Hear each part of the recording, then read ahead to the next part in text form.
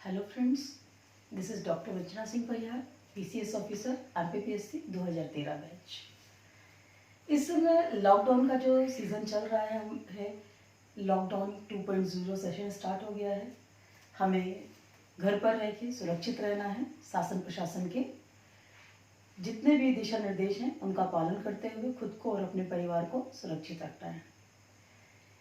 Actually जो last video मैंने अभी आप लोगों के लिए रेडी किया था उसमें मैंने एमपीपीएससी 2019 मुख्य परीक्षा में टाइम मैनेजमेंट कैसे करना है, किस प्रकार से हमें टाइम और स्पीड को मैनेज करते हुए अपने मेंस क्वालिफाई करना है, इस पर डिस्कस किया था। इसी बीच में मेरे पास बहुत सारे स्टूडेंट्स के कमेंट्स आए हैं कि मैम 2019 तो है जिनका देना है मेंस, लेकिन 2020 एमपीपीएससी के बारे में प्री क्वालिफाई कैसे किया जाए, एमपीपीएससी की रणनीति क्या होनी चाहिए फाइनल सिलेक्शन के लिए, तो उस पर वो जानकारी चाह रहे थे। तो उस हिसाब से आज मैंने सोचा कि आप लोगों के लिए एक छोटी सी जानकारी के साथ में कि किस प्रकार से एमपीपीएससी में फाइनल सिलेक्शन लिया जाता है और हमारी पीएससी के प्रिपरेशन के समय पे रणनीति क्या होनी चाहिए कि हम अपना सिलेक्शन फर्स्ट अटेम्प्ट में ले सकें। तो उसके तहत 2020 एमपीपीएससी का आप सभी को पता है कि नया सिलेबस एमपीपीएससी के द्वारा घोषित किया गया है। उस नए सिलेबस के साथ साथ कुछ उन्होंने परीक्षा के पैटर्न में, जो परीक्षा का पैटर्न मुख्य परीक्षा में परिवर्तित हुआ है, ठीक है ना। तो इस चीज को अपन को देखना है कि एमपीपीएससी 2020 के लिए जो अभ्यर्थी अपेयर होने वाले हैं उनकी रणनीति क्या होनी चाहिए। नए स्टूडेंट्स जो एमपीपीएससी में अब इंटर करने वाले हैं, जो अपनी प्रिपरेशन स्टार्ट करने वाले हैं, उनके लिए थोड़ा सा मैं बताना चाहूंगी कि एमपीपीएससी होती क्या है और कितने चरणों में एमपीपीएससी अपने एग्जाम कंडक्ट करवाता है। तो जैसे मैंने यहाँ पर एक चार्ट बनाया हुआ है जिसमें आपका लिखा हुआ है प्री, मेंस और इंटरव्यू। तो ये तीन चरण हमारे एमपीपीएससी और यूपीएससी दोनों के लिए होते हैं, ठीक है। सबसे अच्छी बात यह है कि सिविल सर्विसेज के जो एग्जाम्स होते हैं वो स्टेट पीसीएस हो या फिर यूनियन पब्लिक सर्विस कमीशन के द्वारा जो हमारा एग्जाम कंडक्ट होता है, उसमें दोनों तरीके के एग्जाम जो पीएससी लेता है उसमें तीन चरण होते हैं। पहला चरण होता है हमारा प्रारंभिक परीक्षा का, दूसरा चरण होता है मुख्य परीक्षा का और तीसरा चरण होता है हमारा इंटरव्यू का, साक्षात्कार जिसको हम कहते हैं। इन तीनों चरणों को जब हम क्वालिफाई करते हैं तो अंतिम चयन सूची में हमारा नाम आता है। अब सबसे पहले ये देखा जाए कि प्री परीक्षा में क्या होता है। तो यदि हम देखें तो जो प्री एग्जामिनेशन होता है ये केवल और केवल स्क्रीनिंग टेस्ट कहलाता है। स्क्रीनिंग कि हाँ कितने लोगों को हमें छटनी करके बाहर कर देना है। ये एग्जाम जो होता है ये केवल और केवल क्वालिफाइंग होता है। इसमें दो पेपर होते हैं, आपके दोनों ऑब्जेक्टिव क्वेश्चन पेपर होते हैं। पहला पेपर हमारा जीएस का होता है, सेकंड पेपर हमारा सीसेट का होता है।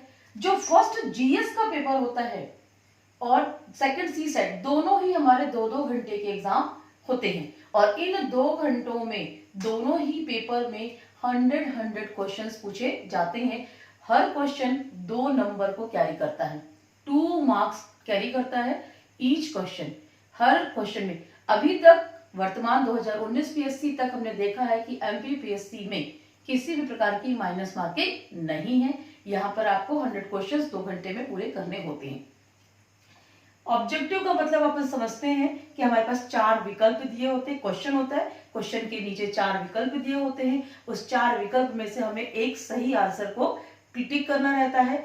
हमको क्वेश्चन पेपर के साथ साथ में एक OMR सीट मिलती है। उस OMR सीट में आपका सर्कल बनाने के लिए होता है, ऐसा सर्कल बनाना रहता है, एक ऐसा सर्कल होता है और इस सर्कल को हमें फिलअप करना रहता है ब्लैक बॉल पेन से, ठीक है ना। तो उस OMR सीट में हम क्या करते हैं, जो भी 4 ऑप्शन में से हमें सही लग रहा होता है उसको हम सर्कल कर देते हैं। आपका बकायदा OMR सीट में रहता है A, B, C, D, इस तरीके से आपके 4 ऑप्शन रहते हैं और आपको जो सही लगता है आप उस सर्कल को ब्लैक बॉल पेन से फिल कर देते हैं।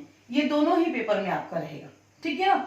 फिर एमपीपीएससी के लिए जो सीसेट का सेकंड पेपर है ये केवल और केवल क्वालिफाइंग होता है इसके मार्क्स प्री क्वालिफाई करने के लिए नहीं जुड़ते हैं। मतलब क्या है, जो मेरिट बनती है उसमें सेकंड पेपर के मार्क्स नहीं जुड़ते हैं, लेकिन it is very important paper. क्यों? क्योंकि यदि हम सी सेट का पेपर क्वालिफाई नहीं कर पाएंगे तो हमारा जो फर्स्ट पेपर जीएस का होता है, इस जीएस के नंबर काउंट ही नहीं होंगे, मतलब ये पेपर आपका चेक नहीं होगा। एक सिंपल भाषा में अगर हम बात करें तो यदि हम सी सेट का पेपर क्वालिफाई नहीं करते हैं, सेकंड पेपर हम क्वालिफाई नहीं करते हैं, तो फर्स्ट पेपर हमारा चेक नहीं होगा, तो हम वहीं पर फेल हो जाते हैं। मतलब अगर इंपॉर्टेंस देखा जाए तो दोनों ही पेपर बहुत इंपॉर्टेंट होते हैं। सी सेट का पेपर जो है सिविल सर्विसेज एप्टीट्यूड टेस्ट, मतलब यहाँ पर आपका एप्टीट्यूड टेस्ट किया जाना होता है। इसका मैं भी आपको डिस्कस करूंगी कि इसके अंदर क्या क्या पूछा जाता है। पहले हम इतना देख लेते हैं कि इसमें कितने परसेंट क्वालिफाइंग होता है।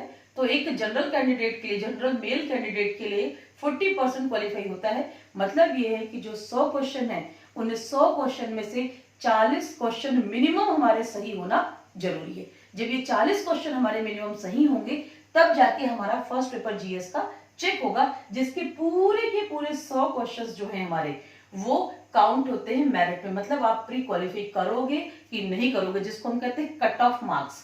तो कट ऑफ मार्क्स कितना मिनिमम जा रहा है, उससे ऊपर के लोगों को प्री क्वालिफाई करके मेंस के लिए कॉल जाता है, तो वो आपका इस पूरे 100 क्वेश्चंस में डिसाइड होता है। लेकिन यहीं पर मैं आपको ये भी बता दूं कि वर्तमान में हमारे एमपीपीएससी के द्वारा एमपीपीएससी का जो जनरल एडमिनिस्ट्रेशन वाला एग्जाम है, उसके साथ ही साथ फॉरेस्ट एग्जामिनेशन का भी प्री एक साथ होता है। मतलब एक ही समय में एक ही पेपर के साथ में वो 2 एग्जाम के प्री क्वालिफाई करवाता है। कैसे? कि वही आप एग्जाम दे रहे हो, वही पेपर है, वही सेट है, वही टाइमिंग है, वही रोल नंबर है, सब कुछ वही है, सेम ओएमआर शीट है आपकी। लेकिन जब एमपीपीएससी प्री का नोटिफिकेशन आता है तो उसमें 2 प्रकार के आपके रहते हैं, आपको गोले भरने रहते हैं, सर्कल आपके ब्लैक करने रहते हैं, फिल करने रहते हैं, कि आप केवल और केवल एमपीपीएससी ही अपियर करने वाले हो किस चीज का, जनरल एडमिनिस्ट्रेशन का, या फिर आप जनरल एडमिनिस्ट्रेशन के साथ साथ में फॉरेस्ट एग्जामिनेशन के लिए भी, जो फॉरेस्ट रेंजर का एग्जाम होता है, उसके लिए भी अपियर होना चाहते हो। यदि आप दोनों के लिए अपियर होते हो तो फिर आपका जो ये सी सेट का पेपर है, ये आपका बहुत इंपॉर्टेंट पेपर हो जाता है। क्यों? क्योंकि वहां पर जो आपकी मेरिट डिसाइड होती है वो दोनों पेपर के मार्क्स को जोड़ के डिसाइड होती है। इस चीज को थोड़ा सा ध्यान रखिएगा। एमपीपीएससी जनरल एडमिनिस्ट्रेशन के लिए और एमपीपीएससी फॉरेस्ट एग्जामिनेशन के लिए एक ही समय पर एमपीपीएससी एक जैसा ही पेपर कराती है, और नोटिफिकेशन के समय पे जब हम फॉर्म फिल करते हैं तो वो वहीं पर ये फिल करवा लेती है कि हम केवल और केवल जनरल एडमिनिस्ट्रेशन के लिए अपियर हो रहे हैं या फिर बोथ एग्जामिनेशन के लिए अपियर हो रहे हैं। यदि हम जनरल एडमिनिस्ट्रेशन के लिए अपियर हो रहे हैं तो CSAT is only qualifying paper, just 40% of marks. But if we are appearing for forest examination also, तो वहां पर आपका सी सेट जो है वो आपका मेरिट डिसाइड करने में रहेगा। इसलिए आपका ये पेपर भी उतना ही इंपॉर्टेंट हो जाता है जितना आपका जीएस का पेपर हो जाता है। तो इस हिसाब से आपको दोनों को तैयार अच्छे से करना है। किसी भी एक पोर्शन को हम कम लेकर एक पोर्शन को ज्यादा करके आगे नहीं बढ़ते हैं। तो जब हमारा इधर प्री क्वालिफाई हो जाता है तो उसके बाद हम आते हैं मेंस एग्जामिनेशन में। मेंस एग्जामिनेशन जो है आपका अब फॉरेस्ट का बिल्कुल अलग होता है। अभी मैं आपको बस थोड़ा सा बता दूं कि आपका जनरल एडमिनिस्ट्रेशन के लिए बताऊंगी कि जनरल एडमिनिस्ट्रेशन में सब्जेक्टिव क्वेश्चन पेपर होते हैं, 6 क्वेश्चन पेपर होते हैं, GS1, GS2, GS3, GS4, then Hindi जो GS5 होता है, और उसके बाद आपका निबंध का होता है GS6।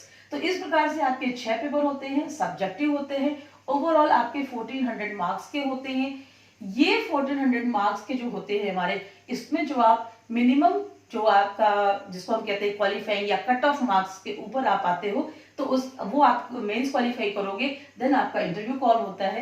इंटरव्यू आपका 175 मार्क्स का होता है। इंटरव्यू वर्ड मीनिंग से हमें पता है साक्षात्कार, मतलब क्या है, यहाँ पर हम फेस टू फेस अपियर होते हैं, हमारा साक्षात्कार होता है, हमारा इंटरव्यू होता है, और वहां पर हमको 175 मार्क्स में से जितने भी हम स्कोर कर सकते हैं मिलता है। अब जो फाइनल सिलेक्शन होगा वो किस नंबर से होगा, ये चीज डिसाइड होगा कहां से, दिस इज स्क्रीनिंग टेस्ट। यहाँ के नंबर आपकी केवल और केवल मेंस तक पहुंचने में हेल्प करेंगे। एक बार हम मेंस में पहुंच गए हैं देन मेंस का जो ये 1400 नंबर है, ये 1400 नंबर और इंटरव्यू का जो आपका ये 175 मार्क्स है, इन दोनों को मिला के हम क्या देखेंगे, इन दोनों को मिला के आपका जो 1575 मार्क्स होते हैं, ये हमारा पूर्णांक कहलाएगा। मतलब यहां पर आपने 100 में 100 प्राप्त किए, ठीक है ना, GS1 में, एक ने 100 में 70 प्राप्त किए, लेकिन जो हमारा मिनिमम कट ऑफ था वो 70 क्वेश्चन था। तो यहाँ पर 70 क्वेश्चन वाला और 100 क्वेश्चन वाला दोनों बराबर है, यहाँ पर उनको कोई फर्क नहीं पड़ा, यहां से बंदा मेंस में पहुंच गया। बस प्री का केवल और केवल इतना मतलब होता है कि यहां से हम पहुंच गए मेंस में। अब जब मेंस, अब यहां पर आपका आधा आधा मार्क, एक एक नंबर भी आपके डिसाइड करेंगे मेरिट में अप एंड डाउन होने के लिए। मतलब आप 1400 में से 900 आपको मिल रहे हैं, 900 आउट ऑफ 1400 आप ले रहे हो, देन आपको 175 में से आपको 100 मार्क्स मिल रहे हैं आउट ऑफ 175। आपका टोटल कितना हो गया 1000, मतलब आपको 1000 मार्क्स मिल रहे हैं आउट ऑफ 1575। देन ये जो हमारे मार्क्स हैं, ये 1000 मार्क्स जो हैं, ये आपकी ओवरऑल मेरिट डिसाइड करेंगे कि आप डेप्यूटी कलेक्टर बन रहे हो, आप DIO SP बन रहे हो, या फिर आप प्रशासन में अन्य किसी विभाग के विभिन्न पदों में आप जा रहे हो। मतलब फाइनली आपका मेंस और इंटरव्यू जो है वो आप कोई पोस्ट डिसाइड करते हैं कि आप किस पोस्ट पर जा रहे हैं। लेकिन पहली सीढ़ी क्रॉस करना सबसे इंपॉर्टेंट होता है। जब आप प्री ही क्वालिफाई नहीं कर पाओगे तो आगे कैसे जा पाओगे? इसलिए सारे जो आपके स्टेप्स है वो उतने ही इंपॉर्टेंट है। First pre, then mains, then interview. तो तीनों ही स्टेप आपके बहुत इंपॉर्टेंट होते हैं। और जो मेरा मानना है, वो मेरा ये मानना, या फिर कह लीजिए कि मेरा पर्सनल एक्सपीरियंस भी यही कहता है कि प्री मेंस इंटरव्यू की तैयारी हमेशा एक साथ होती है। हम कभी भी ऐसा नहीं सोचते हैं कि हम पहले प्री प्री प्री प्री पूरा पढ़ लेते हैं, जब हमारा प्री पास होने लग जाएगा तब फिर हम मेंस पढ़ेंगे, फिर हम 2-3 साल मेंस पढ़ेंगे, फिर जब हमारा मेंस पास होने लग जाएगा तब हम इंटरव्यू की तैयारी करेंगे। तो ये बिल्कुल ही गलत रणनीति होती है। प्री मेंस इंटरव्यू की तैयारी हमेशा एक साथ होती है। क्यों? क्योंकि सिलेबस अगर हम देखेंगे तो मेंस का सिलेबस जो होता है वो प्री के सिलेबस से ज्यादा होता है, नो डाउट। लेकिन जो मेंस का सिलेबस होता है उसी सिलेबस के अंतर्गत हमारा प्री का पूरा सिलेबस कवर हो जाता है, ठीक है ना। तो जब हम पढ़ते हैं, यदि हमने पढ़ा इतिहास, ठीक है ना, तो इतिहास आपको मेंस में भी पढ़ना है, इतिहास आपको प्री में भी पढ़ना है। बस अंतर क्या है, प्री में हमारा ऑब्जेक्टिव क्वेश्चन होता है, मेंस में हमारा सब्जेक्टिव क्वेश्चन होता है। हिस्ट्री आपका इंटरव्यू में भी पूछा जाएगा, ऐसा तो है नहीं कि आपने मेंस लिख लिया है तो आपका हिस्ट्री इंटरव्यू में नहीं पूछा जाएगा। पूछा भी जा सकता है और नहीं भी पूछा जा सकता है। इसका मतलब है कि जो हिस्ट्री का आपका नॉलेज है वो आप अच्छे से डिलीवर कर सको, आपसे कोई अचानक से पूछ ले तो आप उसको बता सको, तो इंटरव्यू की तैयारी भी एक साथ होती है। पर्सनालिटी एक दिन में तैयार नहीं होती है। हम सभी जानते हैं कि मेंस का जब रिजल्ट आता है उसके 2 से 3 महीने, मैक्सिमम टू मैक्सिमम आपका 3 महीने के अंदर हमारा इंटरव्यू हो जाता है। 3 महीने में किसी भी व्यक्ति की पर्सनालिटी इतनी अच्छी ग्रूम नहीं हो पाएगी यदि उसने शुरुआत से अपनी पर्सनालिटी को ग्रूम नहीं किया है। इट मींस इंटरव्यू की तैयारी भी आपकी शुरुआत से होती है। तो जब आप एक ऑफिसर बनने के लिए सोच रहे हैं तो आपके दिमाग में ये चीज बहुत अच्छे से होनी चाहिए कि हमें पीएससी का सिलेबस प्री का भी अच्छे से पता हो, मेंस का भी अच्छे से पता हो, देन इंटरव्यू तो अथाह सागर है जो कहीं पर भी बाउंडेशन नहीं रखता है कि आपसे क्या पूछा जाएगा। वो उस 10 से 15 मिनट का जो टाइम शेड्यूल होता है आपको इंटरव्यू के लिए मिलते हैं, उस समय की आपकी किस्मत होती है कि आपसे क्या पूछा जा रहा है और आपका प्रेजेंस ऑफ माइंड होता है कि आप क्या रिप्लाई कर पा रहे हो। कई बार बनते हुए क्वेश्चन हम नहीं बता पाते हैं, कई बार हमसे एक्सपेक्टेशन ही नहीं होती, हमें खुद से नहीं होती है कि हम इतना अच्छा बता पाएंगे, और उस 15 मिनट में हम इतना अच्छा परफॉर्मेंस करके आते हैं कि हमें 175 में 160 मार्क्स भी मिलते हैं। इसलिए ये मान के चलिएगा, मैंने यहाँ पर 100 लिखा है, डजंट मीन कि आपको 100 से ज्यादा नहीं मिल सकते हैं। इंटरव्यू में आपको 175 में 160, 162 मार्क्स भी मिलते हैं यदि आपका परफॉर्मेंस वहां पर बहुत अच्छा हुआ है तो इस प्रकार से हमें क्या करना है। अब मेंस आपका सब्जेक्टिव है तो राइटिंग प्रैक्टिस है, राइटिंग प्रैक्टिस भी हम शुरू से करते हैं। जितना ज्यादा हम राइटिंग प्रैक्टिस करते हैं उतना ज्यादा चीजें हमें क्या होती है, हमारी मेमोरी में चली जाती हैं, जिसको अपन कहते हैं कंठस्थ हो जाती हैं। ठीक है ना, टिप पे हमें याद हो जाती हैं। और जितना ज्यादा हम यहाँ पर चीजें प्रैक्टिस करेंगे तो राइटिंग प्रैक्टिस के साथ साथ हमारा क्या होगा, प्री के लिए जो फैक्ट्स होते हैं वो हमारे दिमाग में बैठ जाते हैं, मतलब प्री की तैयारी भी हमारी हो जाती है। तो आज मैं सबसे पहले आपको how to crack pre examination के बारे में बताऊंगी। तो अब अपन देखेंगे कि प्री में क्या सिलेबस है एमपीपीएससी 2020 के लिए और कितना हमारा 19 से चेंज हुआ है, कुछ नया एड ऑन हुआ है या फिर कुछ कट ऑफ हुआ है, जो भी है, जितना भी है, और किस पोर्शन का वेटेज एमपीपीएससी प्री में कितना होता है। तो दोनों पेपर में जो ऑब्जेक्टिव क्वेश्चंस पेपर होते हैं वो कैसे हमको सॉल्व करने हैं, किस प्रकार से हमको कहां पर कौन सी बुक्स के साथ किस पोर्शन को पढ़ना है ताकि हमारा एमपीपीएससी प्री जो है वो फर्स्ट अटेम्प्ट में ही क्वालिफाई हो जाए। तो इसके बारे में अब हम डिस्कस करना स्टार्ट करते हैं। So let's start with MPPSC pre examination.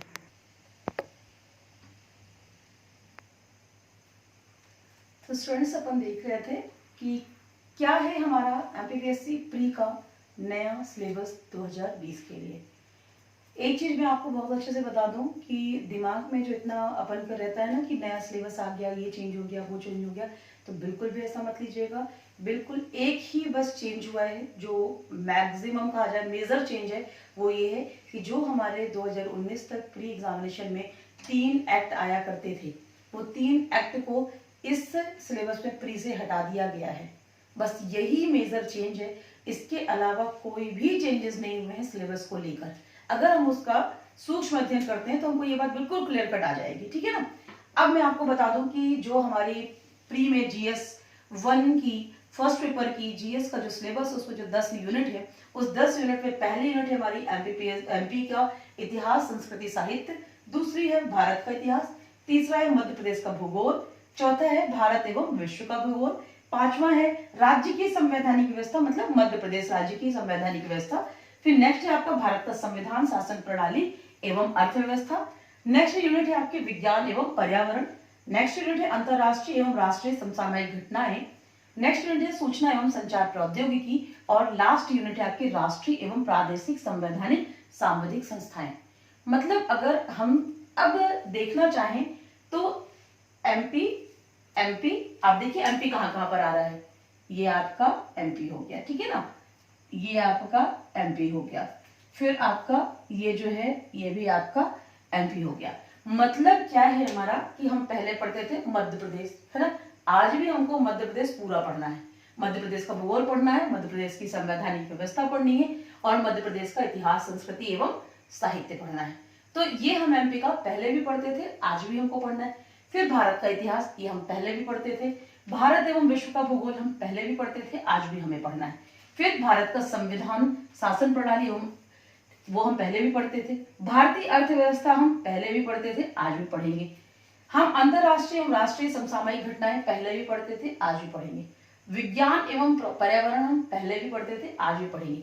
अब यहाँ पर पहले लिखा रहता था ना कंप्यूटर अलग से, उस कंप्यूटर की जगह क्या लिखा है, सूचना एवं संचार प्रौद्योगिकी। ठीक है ना, तो जो प्रौद्योगिकी है उसमें हमको ई गवर्नेंस सारी चीजें पढ़नी, मतलब हमको कंप्यूटर और टेक्नोलॉजी पढ़नी ही पढ़नी है।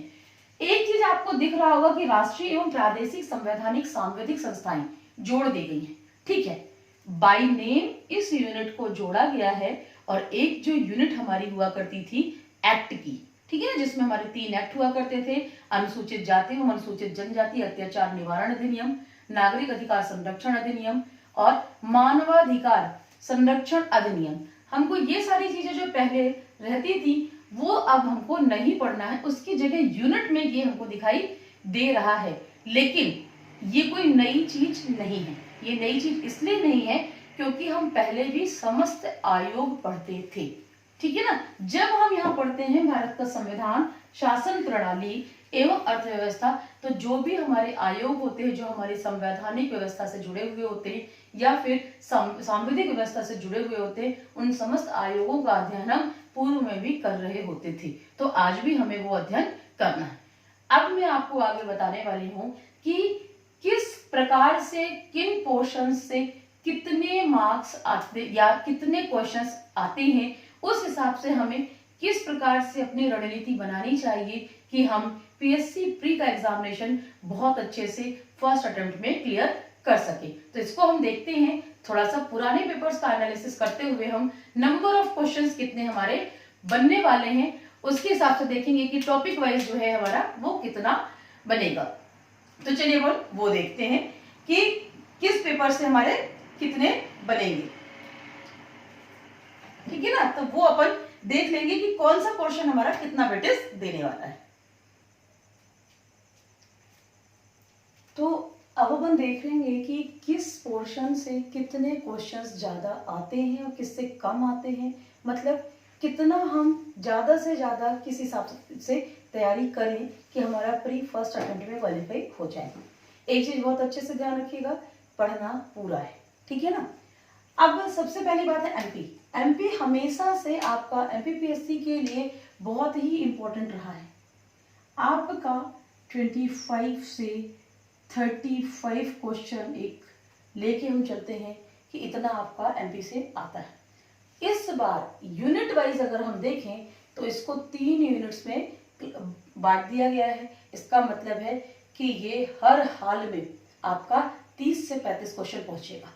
तो मतलब क्या है, एमपी इज वेरी इंपॉर्टेंट। हमें एमपी की एक एक चीजें बहुत अच्छे से रटी होनी चाहिए, जिसको हम कहते हैं रटी होनी चाहिए। उसका कोई भी पोर्शन, उसका इंटरनल, क्योंकि एमपी में अगर हम वर्तमान का ट्रेंड देखेंगे जो हम पिछले पीएससी का देख रहे हैं प्री में, वो अंदर से अंदर जाके, जिसमें हम कहते हैं ना कि मेले लगते हैं, मेले के अंदर के मेले, ठीक है ना। तो वो बहुत छोटी छोटी चीजें भी पूछता है। तो इस प्रकार से एमपी आपको तैयार करना है, क्योंकि एमपी आपका 30 क्वेश्चंस के अराउंड आपका आएगा ही आएगा और उससे बढ़ भी सकता है। इसलिए ऑन एन एवरेज हम कहते हैं 25 से 35 क्वेश्चंस, ठीक है ना। ये क्वेश्चन से सीधे सीधे इतने क्वेश्चंस आने ही आने हैं, ठीक है ना। कंप्यूटर की बात अगर हम करें तो कंप्यूटर हमारा शुरू से 8 से 10 क्वेश्चन आता था। 8 से 10 क्वेश्चन आपके कंप्यूटर के हमेशा आते रहे हैं। और अभी भी अगर आप देखोगे तो सूचना एवं संचार प्रौद्योगिकी के साथ में है, तो सूचना एवं संचार प्रौद्योगिकी को अगर हम पूरी तरीके से कंप्यूटर ही मान लें तो उसमें हमको कंप्यूटर का बेसिक नॉलेज, कंप्यूटर का जो भी ई गवर्नेंस से संबंधित जितना भी हमारा कंप्यूटर का नॉलेज है उसे हमें यहाँ पर लाना रहेगा।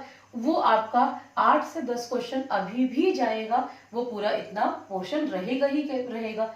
नेक्स्ट आता है आपका करंट अफेयर्स। मैंने जो मेजर टॉपिक्स हैं उन टॉपिक्स को पहले लिखा है, जिसको पढ़ने से आप ज्यादा से ज्यादा क्वेश्चन अपियर करने के लिए आप एलिजिबल हो जाओगे। करंट अफेयर्स जो है, करंट अफेयर्स को हम कई भागों में बांटते हैं। तो करंट अफेयर्स को सबसे पहले हम स्पोर्ट्स में लेते हैं, ठीक है ना। आपका इस बार सिलेबस में कहीं पर भी अलग से खेलकूद नहीं लिखा है, बट ये आपका हमेशा इंपॉर्टेंट टॉपिक रहा है। 4 to 5 क्वेश्चन, 4 to 5 क्वेश्चन आपके स्पोर्ट्स से रहते ही रहते हैं। इसमें ये जरूर है कि अभी तक ऐसा हुआ करता था कि खेलकूद अलग से लिखा होता था तो टर्मिनोलॉजी आपकी आ जाती थी 1-2 क्वेश्चंस। अभी भी हम ये मान के चलते हैं कि करंट में जो भी नेशनल, स्टेट लेवल के या फिर इंटरनेशनल हमारे जो स्पोर्ट्स के इवेंट्स होते हैं उनमें रिकॉर्ड्स बनते हैं, उसके जो हमारे प्लेयर्स होते हैं उन सब से रिलेटेड कोई भी टूर्नामेंट, जिस टूर्नामेंट में ज्यादा से ज्यादा भारतीय प्रतिनिधित्व होता है, ऐसे टूर्नामेंट्स के जो रहते हैं आपके स्पोर्ट्स से क्वेश्चन आते हैं। साथ ही साथ स्पोर्ट्स में आप देखोगे कि जो आपके ग्रैंड स्लैम्स हैं उस ग्रैंड स्लैम से आते हैं, सैफ हो गए, ओलंपिक हो गए, हमारे एशियन गेम्स हो गए, इन सभी गेम्स में आपके क्वेश्चंस बनते हैं। और ज्यादा संभावना उन टूर्नामेंट्स से हो जाती है जिन टूर्नामेंट्स में भारत को या फिर मध्य प्रदेश को कहीं ना कहीं कोई अचीवमेंट मिला हुआ होता है। तो ऐसे स्पोर्ट्स के क्वेश्चन आपके बनते हैं, तो वो हमारे करंट अफेयर्स का एक पार्ट हो जाता है। नेक्स्ट करंट अफेयर्स में मैं आपको बता दूं स्कीम्स या योजनाएं। मैं इसलिए आपको बोल रही हूँ कि ये आपको करंट अफेयर्स के साथ में जोड़ रही हूँ, जिसको सिलेबस में लिखा हुआ है राष्ट्रीय एवं अंतरराष्ट्रीय समसामयिक घटनाएं। योजनाएं भी हमेशा से आपके प्री का बहुत इंपॉर्टेंट पार्ट रही हैं। 2 से 3 योजनाएं आपकी पूछी जाती है। अब वो मैंने करंट अफेयर्स में इसलिए आपको ऐड करके बताया है क्योंकि करंट में जो भी महत्वपूर्ण योजना होती है उस योजना से क्वेश्चन बनता है। जैसे अभी आप तुरंत एग्जांपल ले लोगे तो पीएमवीवीवाई योजना के अंतर्गत पूरे भारत में मध्य प्रदेश के इंदौर जिले को प्रथम स्थान मिला है। तो आप मान के चलिए कि पीएमवीवीवाई योजना आपकी इंपॉर्टेंट हो जाती है कि पीएमवीवीवाई योजना किसने स्टार्ट की है, कब से स्टार्ट की है, कितने जिलों में संचालित हो रही है, क्या उसमें कितनी राशि प्रदान की जाती है, उसके हितग्राही कौन होते हैं, किसके सहयोग से, मतलब वित्तीय सहायता पीएमवीवीवाई योजना में प्रदेश सरकार की है या आपकी भारत सरकार की है या फिर किसी अन्य संस्था, चाहे विदेशों के द्वारा WB है, आपका IMF है या किसी अन्य संस्थान के द्वारा क्या उसे वित्तीय मदद मिल रही है। इस प्रकार से योजनाएं आपकी 2 से 3 क्वेश्चन योजनाओं के बन जाते हैं। करंट अफेयर्स में नेक्स्ट आपके रहते हैं नेशनल और international political event, economical event, geographical change जो होता है, क्लाइमेटिकली चेंज हो जाता है हमारा, या फिर किसी भी प्रकार से ऐसा इवेंट जिस इवेंट का प्रभाव जो है वो हमारे भारत पे पड़ रहा है या भारत में होने वाले इवेंट का प्रभाव संपूर्ण विश्व पे पड़ रहा है। तो ऐसे जो भी करंट अफेयर्स होते हैं उन करंट अफेयर्स से आपके क्वेश्चंस बनते हैं। तो इस प्रकार से अगर हम देखेंगे तो अगर आप पुराने ट्रेंड को देखेंगे तो करंट अफेयर्स से आपके क्वेश्चन बन जाते हैं 20 से 25 क्वेश्चन, ठीक है ना। अब आप यहाँ पर देखेंगे कि 25 से 30 क्वेश्चन हमारे क्या होते हैं, एमपी से आ गए, 8 से 10 क्वेश्चन आपके कंप्यूटर से आ गए और 20 से 25 क्वेश्चन जिसके अंतर्गत आपका स्पोर्ट्स और योजनाएं भी शामिल हैं, ठीक है ना। इतने क्वेश्चंस तो आपके 3 पोर्शन से ही कवर हो रहे हैं, मतलब आपका 60% सिलेबस जो है आपका वो इन 3 पोर्शन से कवर हो जाता है, जिनको हम क्या करते हैं, छोड़ देते हैं कि नहीं नहीं इनको तो हम चलो बाद में कर लेंगे। बट नहीं, हमें इस चीज को बहुत अच्छे से ध्यान रखना है कि इन 3 पोर्शन को हमें शुरू से पढ़ते रहना है।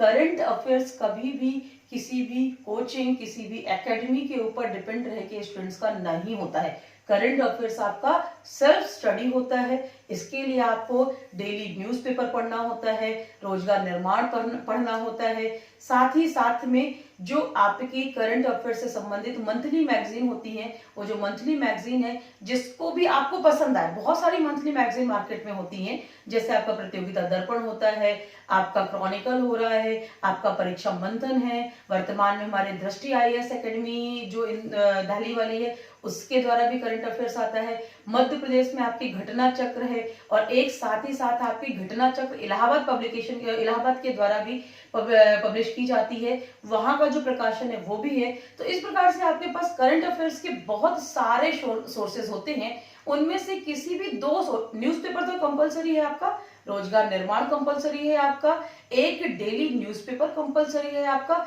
नेक्स्ट जो भी आपको मैगजीन सही लग रही है आप उस मैगजीन का कंटिन्यूअस अध्ययन करें तो आपका करंट अफेयर्स तैयार हो जाता है।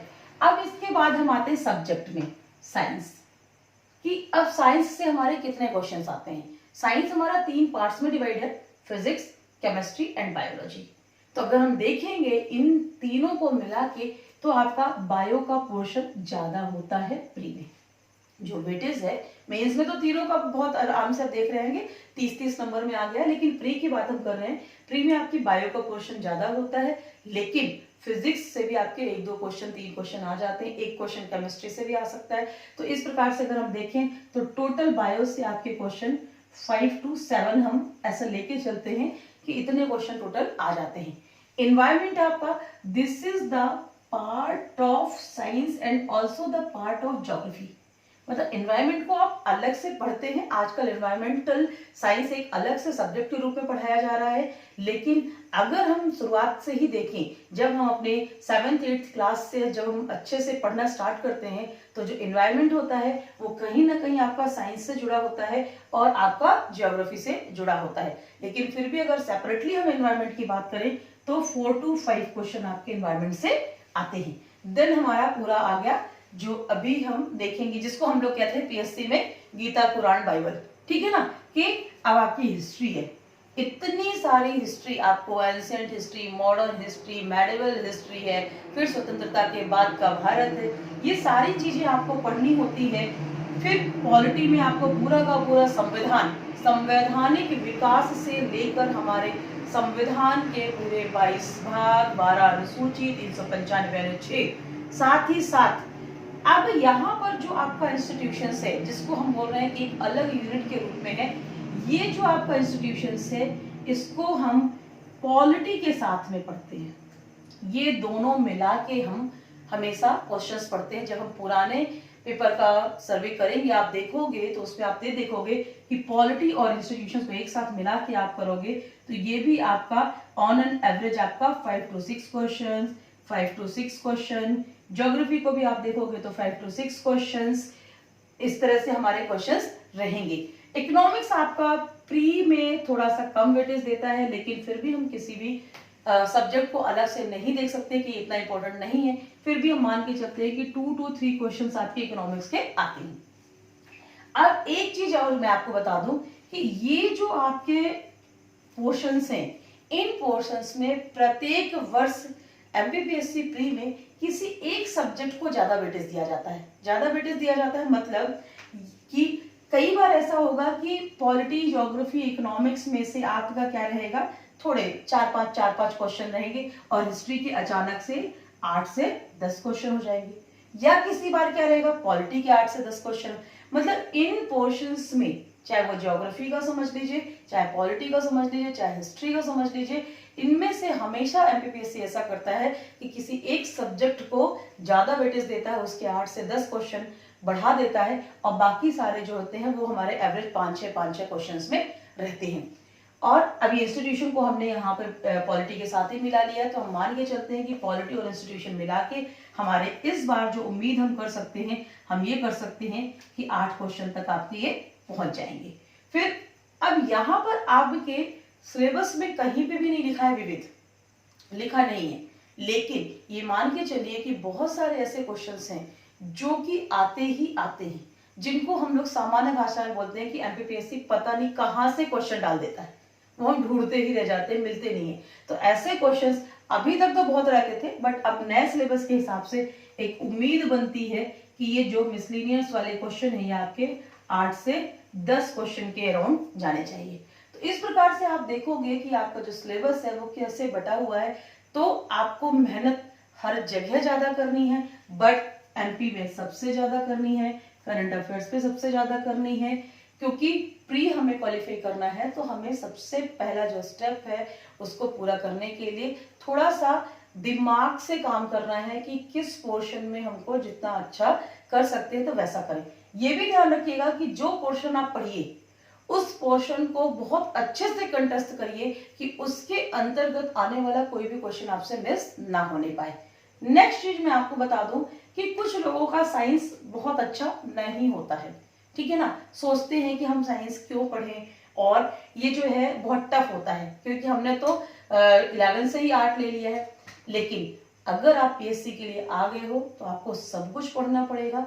इसलिए सब कुछ पढ़ना पड़ेगा क्योंकि आपका साइंस मेंस में भी बहुत पोर्शन आ रहा है, तो आप इसको छोड़िए नहीं। फिर भी एक रणनीति होती है कि चलो प्री में यदि आपको ऐसा लग रहा है कि हमारा पास में एग्जाम और हमको साइंस अभी नहीं पढ़नी है, हम सेल्फ स्टडी कर रहे थे, तो जिसको साइंस छोड़ना है तो फिर वो पूरी तरीके से साइंस छोड़ दे। क्यों? क्योंकि 5 से 7 क्वेश्चन में आपका प्री नहीं रुकेगा, लेकिन फिर बाकी आपका इतना अच्छे से बनना चाहिए कि उसमें से क्वेश्चंस गलत ना हो। टारगेट हमेशा 80 क्वेश्चन का हम लेके चलते हैं, क्योंकि अगर आपका 80 क्वेश्चन फाइनली सही है तो प्री आपका किसी भी हाल में नहीं रुकेगा, एकदम 101% श्योर। क्यों? क्योंकि जो नंबर ऑफ वैकेंसी होती है उस नंबर ऑफ वैकेंसी का 15 टाइम्स 15 गुना अभ्यर्थियों को प्री क्वालिफाई करवा के मेंस में अपियर होने की परमिशन मिलती है। तो 15 गुना अपियर होंगे। अगर अब ये जो 15 टाइम्स का मतलब होता है कि यदि हमारे पास एमपीपीएससी की वैकेंसी आई है 500, ठीक है ना, इस 500 वैकेंसी के लिए हम लोग प्री का एग्जाम दे रहे हैं और प्री में 5 लाख लोग बैठे हैं एग्जाम देने के लिए।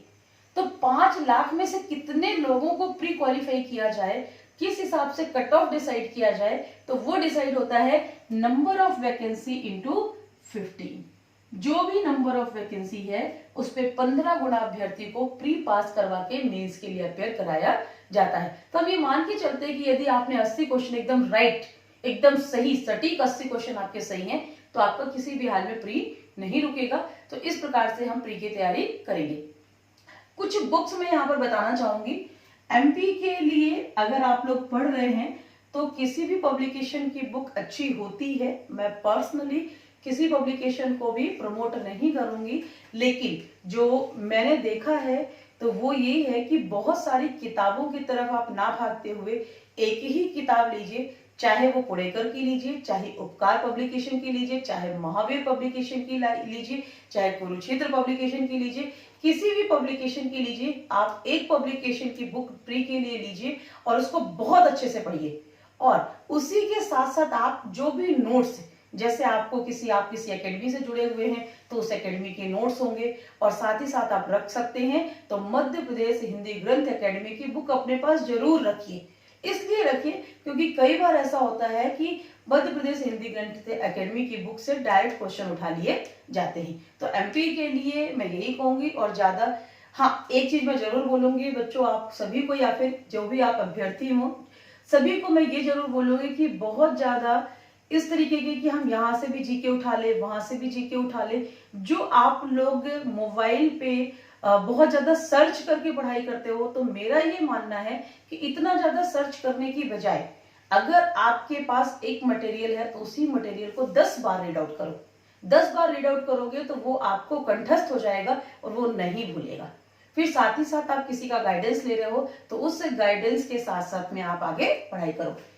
कंप्यूटर के लिए भी इस समय आपके पास बहुत सारी पब्लिकेशन की बुक्स अवेलेबल है, बट मेरा ये मानना है कि जो परीक्षा मंथन, आपका परीक्षा मंथन, ये इलाहाबाद पब्लिकेशन है, इलाहाबाद से निकलती है। परीक्षा मंथन पब्लिकेशन का जो कंप्यूटर विशेषांक है उससे एमपीपीएससी का पूरा क्वेश्चन पेपर आ जाता है।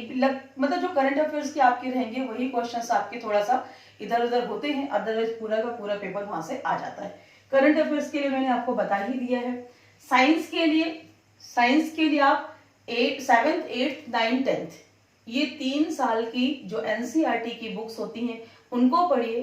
प्लस इसके अलावा अगर आपको साइंस का कुछ चाहिए रहता है तो आप साइंस के लिए स्पेक्ट्रम ले सकते हैं, टीएमएच ले सकते हैं। ये 2 बुक्स आपकी मोर देन सफिशिएंट है। और फिर जहां से भी आप जुड़े हुए हैं, जिस भी संस्थान से जुड़े हुए हैं, वहां के नोट्स सफिशिएंट होते हैं। बहुत ज्यादा दौड़ भाग करने की आवश्यकता नहीं है।